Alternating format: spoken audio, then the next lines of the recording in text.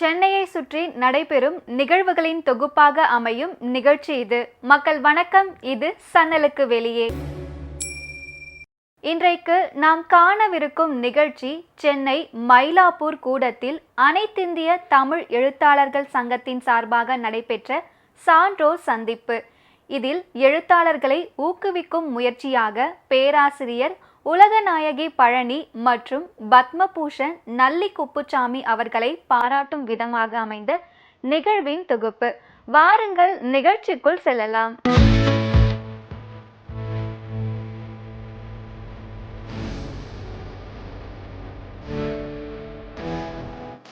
சான்றோர் சந்திப்பாக நடைபெற்று வரும் இந்நிகழ்ச்சியை தொடங்கி வைத்து அனைவரையும் வரவேற்றிருந்தார் பேராசிரியர் ராமகுருநாதன் மற்றும் கோ பெரியண்ணன் அவர்கள். மிகச்சிறந்ததொரு விழாவினை அனைத்திந்திய தமிழ் எழுத்தாளர் சங்கம் நடத்தி கொண்டிருக்கிறது. இந்த விழாவிலே இருவருக்கு பாராட்டு. மிகச்சிறந்த முறையிலே இயங்கிக் கொண்டிருக்கின்ற இயங்கி வருகின்ற அந்த இருவரும் தமிழகம் அறிந்த உலகம் அறிந்த சான்றோர்கள். பொன்னும் பவளமும் மணியும் பிறரெல்லாம் எங்கெங்கோ இருந்து வருகின்றன. ஆனால் அவையெல்லாம் அணிகளாகிற போது ஒன்று சேர்கின்றன. அப்படி சான்றோர்கள் நிறைந்த அவையாக இங்கே அனைவரும் கூடியிருக்கிறோம். அப்படி மிகச்சிறந்த இந்த அவையிலே நம்முடைய நல்லியாருக்கு பாராட்டு. புத்தகம் படிப்பதிலே தம்முடைய வித்தகத்தை காட்டுகின்றவர் அவர். ஒரு சமயம் ஒரு கூட்டத்தை சொன்னார், டெல்லியில் நான் பல இடங்களை சுற்றி ஒரு நூலுக்காக நான் 3-4 மணி நேரம் செலவழித்தேன்னு சொன்னால் அவருடைய புத்தகம் படிக்கின்ற ஆவல் எப்படிப்பட்டது என்பதை நாம் அறிகின்றோம். ஆக புத்தகம் அவருடைய வாழ்த்திருக்கிறது, புத்தகம் அவரை எழுத வைத்திருக்கிறது. அவரே மிகச்சிறந்த எழுத்தாளர் தான். பட்டு மட்டுமல்ல, நம்ம நெஞ்சை தொட்டு பேசக்கூடிய அளவுக்கு அவர் சிறந்த அவர் மிகச்சிறந்த ஒரு எழுத்தாளராக இருப்பதற்கு அடிப்படையான காரணம் அவருடைய உழைப்பு, உயர்வு, மேன்மை. இந்த மிகச்சிறந்த ஒரு நிலையிலே அவர் பத்மபூஷன் பெற்றதுக்கு மிகச்சிறந்த ஒரு வாழ்த்தினை நம்முடைய எழுத்தாளர் சங்கம் வாழ்த்தி கொண்டிருக்கிறது. அதை போலவே உலகநாயகி பழனி, உலகநாயகி என்பதை விட ஓருலகநாயகி பழனி, எல்லாத்தையும் ஒன்றாக இப்போலாம் ஓரணிகள் தேர்தல் என்று போடுறாங்க இல்லையா, அந்த ஓரணிகளே அம்மையாராக இருந்து கொண்டு உலகம் முழுதும் வளர்கின்ற அந்த அம்மையார் எழுத்தாளர், பேச்சாளர், மிகச்சிறந்த ஒரு இயங்கக்கூடியவர்.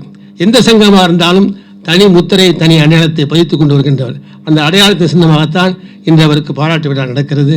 பெருமைக்குரிய நல்லி குப்புசாமி செட்டியார் என்று சொன்னாலே தமிழகம் முழுவதும் அல்ல, உலக நாடுகளே அறிகின்ற அளவிற்கு ஆற்றல் பெற்றவர். அவர் பல்வேறு அமைப்புகள், நாரதகான சபா முதற்கொண்டு எல்லா அமைப்புகளிலும் தலைவராக, பல 6 அமைப்புகளிலே தலைவராக விளங்கி கொண்டிருக்கிறார். ஒரு அமைப்பிலேயே தலைவராக இருக்கிறதுக்கு எவ்வளவு துன்பம் என்பதை தலைவராக இருக்கிறவங்களுக்கு தான் தெரியும். ஆனால் 6 அமைப்புகளிலே தலைவராக இருந்து பல்வேறு அதாவது பல்கலைக்கழகங்களே ஒரு செனட் உறுப்பினராகவும் திட்டக்குழு உறுப்பினராகவும் பணியாற்றுகிறார் என்று சொன்னால் அது தமிழகத்திற்கு கிடைத்த ஒரு பெருமை. அதற்கு அடுத்ததாக இருக்கின்ற நம்முடைய உலகத்துக்கெல்லாம் நாயகி அவர்கள் அந்த பெயரை வைத்தார்கள் என்று சொன்னார்கள். எந்த இடத்துல போனாலும் முன்னே நிற்கக்கூடிய ஆற்றல் படைத்தவர்கள். அந்த நேர நிர்வாகத்துக்கு நம்முடைய அம்மையார் தான் எடுத்துக்காட்டு. அவங்க ஒன்றுமே செய்ய மாட்டாங்க, அப்படி வந்து நின்னாவே முடிச்சிடுவோம். எந்த இடத்திலையும் அந்த நேரத்தோடு செய்ய வேண்டும் என்பதில் ஆர்வம் கொண்டு அவர்கள் இலங்கையில் 16 சிலைகள் அமைத்த பொழுது நானும் செயலாளரும் அந்த விழாவுக்கு சென்றிருந்தோம். எல்லாரையும் மகிழ்வித்து அவரவர்களுடைய கருத்தை அறிந்து செயலாற்றக்கூடிய அம்மையார் 103 பேருக்கு லண்டனில் அதாவது இந்தியாவினுடைய பல பகுதியில் இருக்கின்றவர்கள் அனைவரையும் வரவழைத்து அவர்களுக்கு விருது கொடுத்து பாராட்டிய பெருந்தகையை கட்டாயமாக பாராட்ட வேண்டும் என்று நாங்கள் நினைத்தோம். அது மட்டுமல்ல, எழுத்தாளர் சங்கத்திலே ஒரு மாநாடு மட்டுமல்ல, ஒரு கருத்தரங்கம் நடத்த வேண்டும் என்று சொன்ன பொழுது அவர்களுடைய பல்கலைக்கழகத்தில் அந்த பல்கலைக்கழகத்தில் இருக்கின்ற அனைவரையும் கட்டுரை எழுத செய்து அப்படி ஊடகமும் தமிழும் என்ற பெரிய கட்டுரை நூலை முதலாக இந்த மாநாடு நடத்துவதற்கு, அதாவது கருத்தரங்கம் நடத்துவதற்கு ஊன்றுகோலாக இருந்தவர். நாங்கள் பச்சையப்பன் கல்லூரியில் தவறின்றி தமிழ் எழுத மயிலங்கல்லூரியில் தமிழமும் சமுதாயம், அது சமயமும் தமிழகமும், இப்படி பல்வேறு இடங்களிலே இப்படி மாநாடு நடத்துவதற்கு ஊன்றுகோலாக இருந்த அம்மையார் அவர்கள் இன்று சிறப்புற்று இருக்கிறார்கள். உறவு சுரங்கத்தின் மூலமாக 63 நாயன்மார்களையும் அறிமுகப்படுத்தினார்கள். அதில் ஒரு பெரிய சான்றோர், அதாவது யாருன்னு சொன்னால் ஓதுவார்கள்லாம் அழித்து பாராட்டுறது பெரிய சிறப்பு. எல்லாம் அதுவும் ஓதுவார்கள்லாம் இங்கே சென்னையில் இருக்கிறவங்கள மட்டுமல்ல, இன்றைக்கு இந்தியா, அதாவது தமிழ்நாட்டில் இருக்கிற எல்லா கோயில்லையும் இருக்கிற ஓதுவார்கள்லாம் அழைத்து கொண்டு வந்து 64 பேரை பாராட்டிய பெருந்தகை இங்கு இருக்கிறார்கள் என்று சொல்வதே ஒரு பெருமைக்குரிய ஒரு செய்தி. அவர் கம்போடியாவில் அழைத்து சென்று எங்களை எல்லாம் மகிழ்ச்சி கடலில் ஆழ்த்தினார்கள். அங்கு தமிழ் எப்படி இருக்கிறது என்பதை அவருடைய உரையின் மூலமாக, கருத்தின் மூலமாக தெரிவித்ததை இன்றும் மறக்க இயலாது. அப்படிப்பட்ட பெருந்தகையை நாங்கள் பாராட்ட வேண்டும் என்று நினைத்தோம்.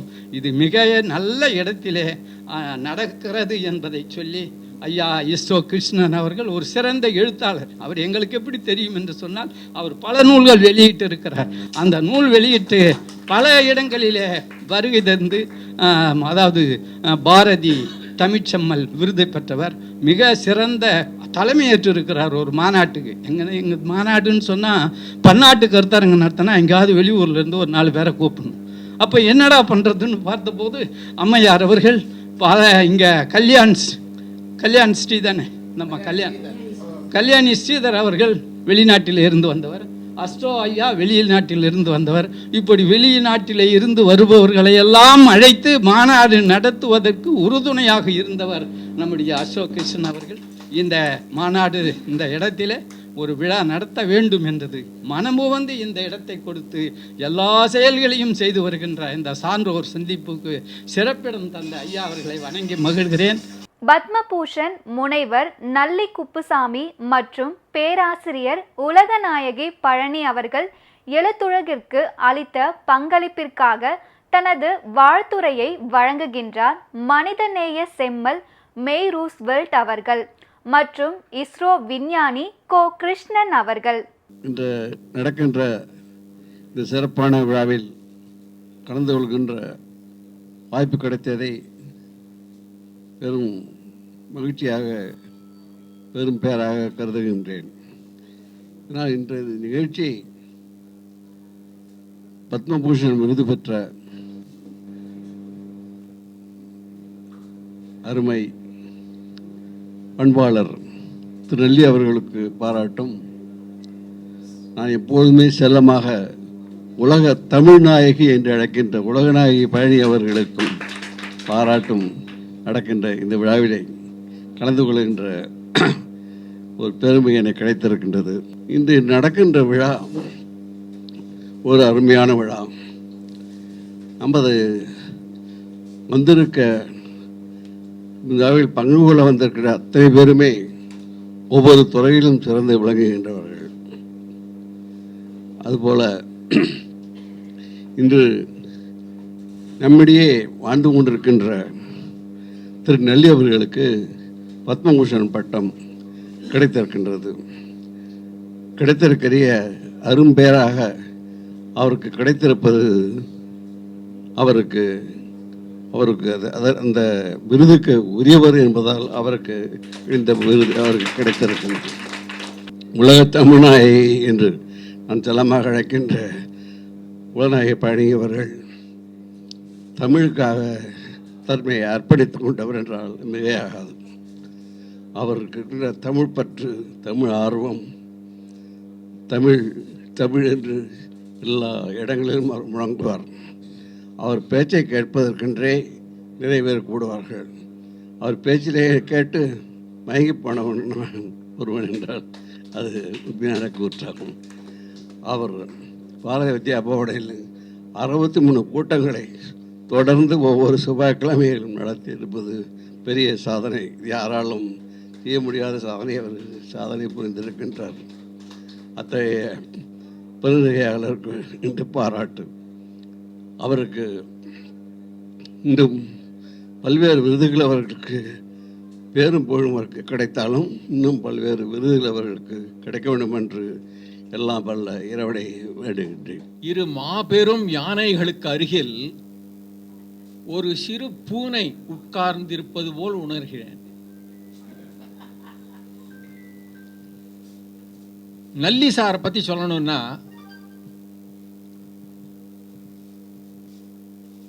பத்ம ஸ்ரீயிலிருந்து பத்ம பூஷனாக உயர்ந்திருக்கிறார். தமிழ் நாயகியாக தொடங்கி இந்திய நாயகியாக வளர்ச்சி பெற்று உலக நாயகியாக இப்பொழுது பரிமளித்துக் கொண்டிருக்கிறார். சாதாரண விஷயம் இல்லைங்க. நல்லவேளை 63 நாயன்மார்கள் தான்.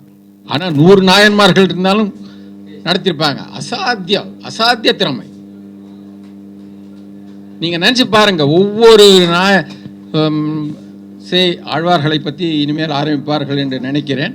நாயன்மார்கள் ஒவ்வொரு பற்றியும் சொல்லுவதற்கு, அந்த நாயன்மார்களின் பெருமைகளை பரப்புவதற்கு மனம், இது நாம் தெரிந்து கொள்ள வேண்டியது ஒன்று. ஆன்மீகத்தில் அவர் திளைத்திருக்கிறார். இந்த நாயன்மார்களின் பெருமைகளை தமிழ்நாடு முழுவதும் மணக்கச் செய்கிறார். இது பெரியோர் மண். இவர்களை போல இருக்கும் வரை நமது ஆன்மீகத்துக்கு ஒரு கெடுதலும் வராது. பாராட்டு விழாவாக அமையும் சான்றோர் சந்திப்பில் சிறப்பு விருந்தினர்களான பத்மபூஷன் முனைவர் நல்லி குப்புசாமி மற்றும் பேராசிரியர் உலகநாயகி பழனி அவர்களுக்கு மரியாதை நிமித்தமாக இஸ்ரோ விஞ்ஞானி கோ கிருஷ்ணன் அவர்கள் சிறப்பு செய்கிறார். வாருங்கள் அதனை பார்த்து வருவோம்.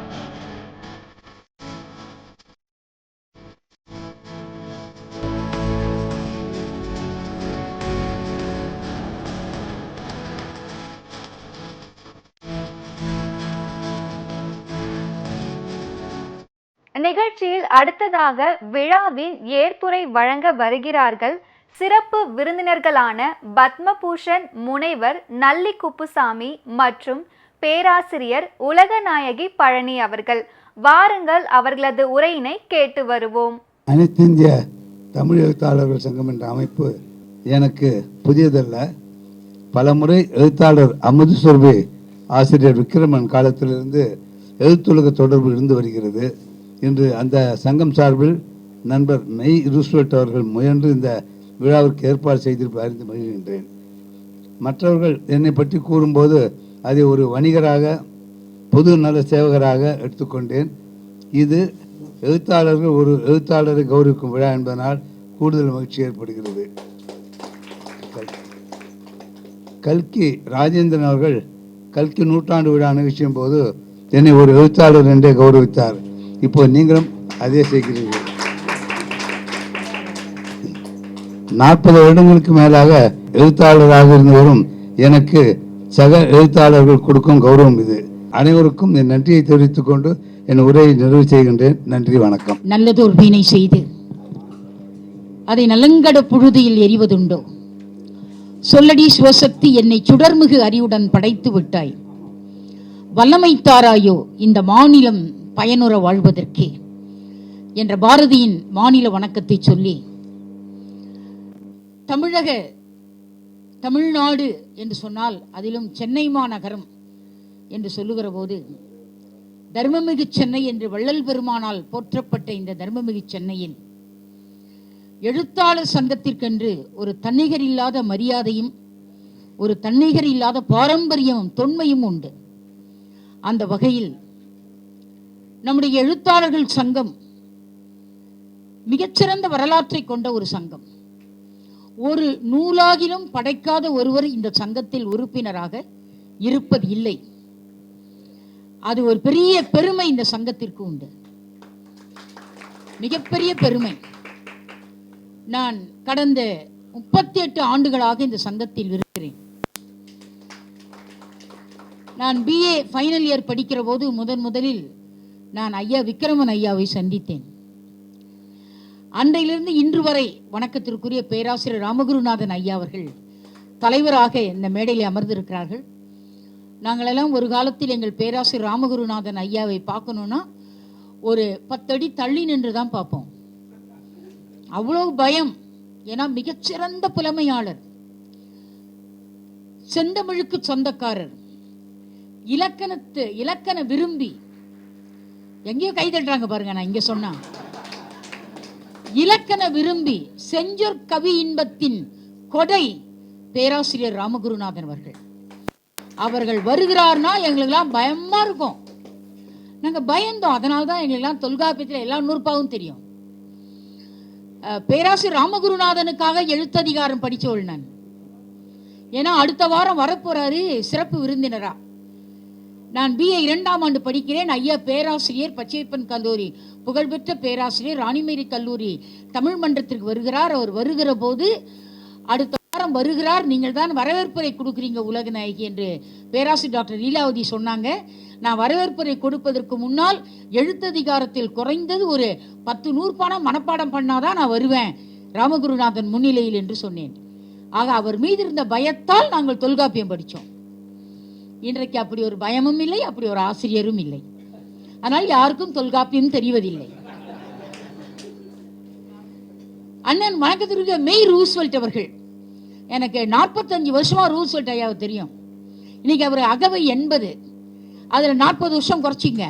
அப்போ 40 ஆண்டு காலம் இளமையான ரூஸ்வெல்ட்டை நான் பார்த்துருக்கேன் இல்லைங்களா? இன்னைக்கு ஒரு இளமை தான், ஆனால் இளமையான ரூஸ்வெல்ட் ஐயா பார்த்துருக்கேன். அப்படிப்பட்ட ஒரு மாபெரும் எழுத்தின் மீதும் எழுத்தாளர்கள் மீதும் ஆசை கொண்ட ஒரு பெருந்தகை ஐயா ரூஸ்வெல்ட் ஐயா அவர்கள். அவர்கள் வந்து வாழ்த்துரை தருவது என்பது பெரிய சிறப்பு. அடுத்து நம்முடைய அண்ணா, பெரிய அண்ணன். எல்லாருக்கும் அண்ணன் கிடைப்பான், இருக்காது பெரிய அண்ணன் கிடைப்பானா இல்லையா? ஐயா பெரியண்ணன் வந்து ஒரு சாதாரண பள்ளி ஆசிரியராக இருந்து ஜனாதிபதியின் கரத்தில் விருது பெற்ற பெருந்தகை ஐயா. அடுத்ததாக நம்முடைய இதய கீதம் அவர்கள். அவர் இதயம் எப்பொழுதும் எழுத்தாளர்களுக்காக ஏதாவது ஒரு கீதம் பாடிக்கொண்டே இருக்கும். அப்படிப்பட்ட சிந்தனையாளர். அவரை நான் ஒரு 25 ஆண்டுகளுக்கு முன்னால் அவர் பணியாற்றுகிற லூகாஸ் டிவிஎஸ் நிறுவனத்தில் ஒரு உழைப்பாளனாக பார்த்தேன். அவரை நான் பார்த்தேன்.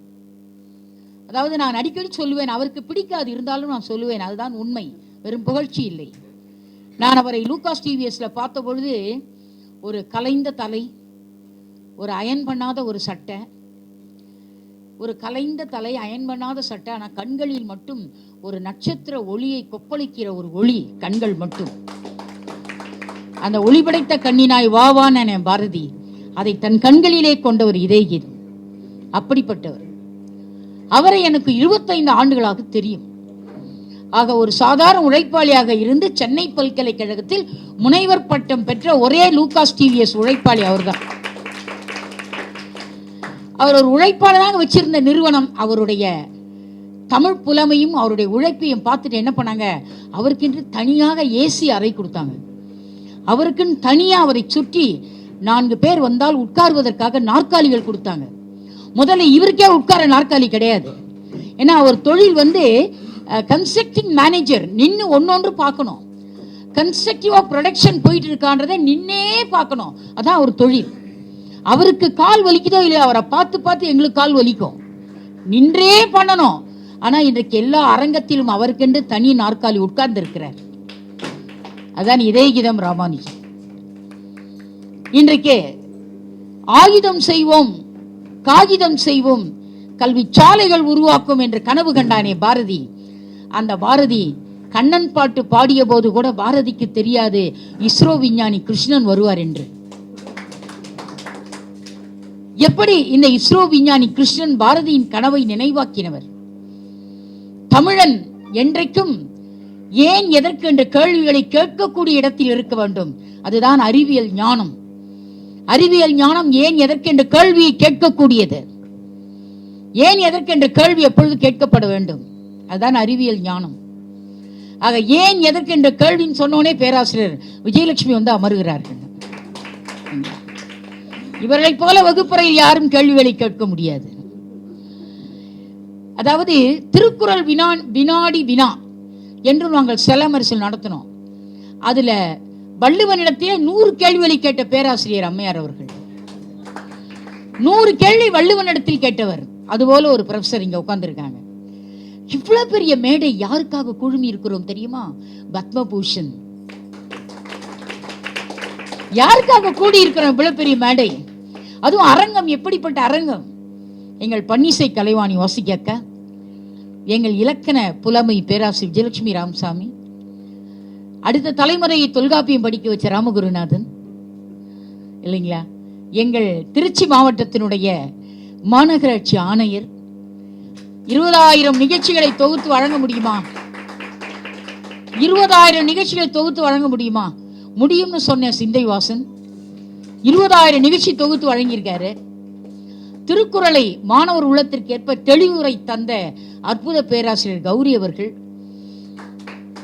அவர்களும் அண்ணன் பெரியண்ணன் திருக்குறள் உரையும் படிச்ச பிறகுதான் நான் திருக்குறளுக்கு உரை எழுதினேன். 2 படிச்ச பிறகு ஏன் திருக்குறள் உரை எழுதினேன் தெரியுமா? நான் பட்டிமன்ற நகைச்சுவை இங்க சொல்ல வரல. இவர்களே எழுதும்போது நான் ஏன் எழுதக்கூடாதுன்னு நான் அப்படி சொல்ல வரல. அண்ணனுடைய பெரியண்ணனுடைய திருக்குறள் உரையை படிச்சுட்டு நிறைமொழி மாந்தன் பெருமை நிலத்து மறைமொழி காட்டிவிடும் அந்த உரையை படிச்சு 3 நாள் ஆச்சு நான் அதை உள்வாங்குவதற்கு. அப்படி ஒரு மிக மிக ஒரு கடும் தமிழ், நற்றமிழ், வண்டமிழ், செந்தமிழ் அண்ணன் கொடுத்தாரு. இன்னைக்கு மாணவர்களுக்கு தமிழே தெரியாதே, எப்படி வண்டமிழ்லாம் கொடுக்க முடியும் இல்லையா? அவங்க தமிழ் கிளாஸ் சொல்ல மாட்டாங்க, டேமல் கிளாஸ் தான் சொல்லுவாங்க. அவங்களை எப்படி சொல்ல முடியும்? அதனால அண்ணன் உரை படித்த பிறகு நாம் இதை இன்னும் எளிமைப்படுத்த வேண்டும் என்று சிந்தித்தேன். கௌரி அம்மா உரை படித்த பிறகு ஒவ்வொரு குறளையும் மறைமுகமா பேராசிரியர் வெளியே வந்தாங்க. ஆக தன்னை முன்னிலைப்படுத்தாமல் மாணவரை முன்னிலைப்படுத்த வேண்டும். இந்த உரையில நிறைய பேராசிரியர் ஞானம் தான் இருக்கே தவிர மாணவர் ஞானம் இல்லையே என்று ஒரு வருத்தம் இருந்தது. ஒன்னு வருத்தம், இன்னொன்று திருத்தம். அதனால் கொண்டு வந்தேன் புதிய உரை. அதனால் உரை எழுத ஆரம்பிச்சேன். அர்த்தம், ஒரு நல்ல அர்த்தத்துக்காக ஆரம்பிச்சேன். ஆனா ஆரம்பிச்சிங்க, நீங்க நம்பினால் நம்புங்க, 8 வருஷம் ஆச்சுங்க. 8 ஆண்டுகள் கழிச்சு தான் முடிச்சேன். முடிச்சு அந்த நூலை நான் முதலில் எங்கள் பத்மபூஷன் ஐயா கரத்தில் கொடுத்த போது அன்று இரவெல்லாம் நான் உறங்கவே இல்லை. ஏன் தெரியுமா? திருக்குறளுக்கு உரை எழுதியதால் இந்த பெருமை வள்ளுவன் எனக்கு கொடுத்தான். எழுத்தாளர் சங்கம், அனைத்து இந்திய எழுத்தாளர்கள் சங்கம் இந்த மிகப்பெரிய பாராட்டு விழாவை எடுத்திருப்பது என்பது ஒரு முழுமையான நிகழ்ச்சி. இந்த நிகழ்ச்சி என்று சொல்லி உங்கள் அனைவரையும் வாழ்த்தி வணங்கி விடைபெறும் முன் உங்கள் பாதங்களை குனிந்து பாருங்கள். உங்கள் பாதங்களை குனிந்து பாருங்கள். உலக நாயகி நன்றி மலர்கள் வந்திருக்கும். நன்றி, வணக்கம். விழாவின் இறுதியாக நன்றி உரையை வழங்க வருகின்றார் முனையவர் இதயகீதம் ராமானுஜம் அவர்கள். நடந்து வந்து லஸ்கார்னல்ல உட்கார்ந்தா எப்படி இருக்குமோ அப்படி இருந்தது உலகநாயகி அம்மாவுடைய பேச்சு. அவர்களுக்கு நம்முடைய நன்றியை தெரிவிச்சுக்கிறோம். நாட்டமுதன் தமிழ்நாடு எழுந்து நிற்கிறது, நல்லவரை பாராட்டினால் நானிலம் உயர்ந்து நிற்கும், புதுமைகள் பூத்து நிற்கும், புது வடிவம் பெற்று நிற்கும், வல்லமை திகழ்ந்து நிற்கும், வாட்டங்கள் மாறிவிடும். அந்த வாட்டங்கள் மாறுவதற்காக நீங்களும் அடுத்த தலைமுறையைச் சேர்ந்த உலகநாயகி அம்மாவும் எங்களுடைய கோரிக்கை ஏற்று வந்ததற்காக எழுத்தாளர் சங்கம் பெருமை அடைகிறது, நன்றி தெரிவிக்கிறது. எழுத்தாளர்கள், கவிஞர்கள், கல்வியாளர்கள் என பலர் பங்கு பெற்ற சான்றோர் சந்திப்பு என்ற இந்நிகழ்வினில் நூல்கள் குறித்தும் புத்தக வாசிப்பு பழக்கம் பற்றியும் ஒவ்வொருவரும் தங்களது கருத்தினை தெளிவாக முன்வைத்துள்ளனர். இன்றைய இளைய தலைமுறையினருக்கு அது புரிந்திருக்கும் என நம்புவோம். மீண்டும் இது போன்ற ஒரு அருமையான நிகழ்ச்சியில் சந்திப்போம். நன்றி, வணக்கம்.